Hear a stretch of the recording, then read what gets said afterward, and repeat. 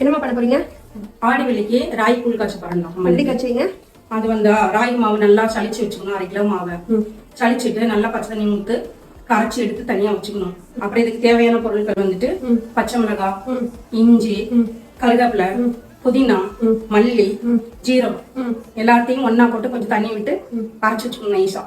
இந்த 1/2 கிலோவுக்கு தேவையானது 2 லிட்டர் தயிர். ஓகே. அந்த தயிரை வந்து நம்ம என்ன செய்யணும், மிக்சியில போட்டு அடிச்சு வச்சுக்கணும். அப்புறம் ஒரு 25 கிராமுக்கு வெல்லம், ஒரு சின்ன வேப்பையில பறிச்சு வச்சுக்கணும். அப்ப தண்ணி கொதிக்கும் போது இந்த அரைச்சி வச்ச விழுத போட்டு கொதிக்க விடணும்.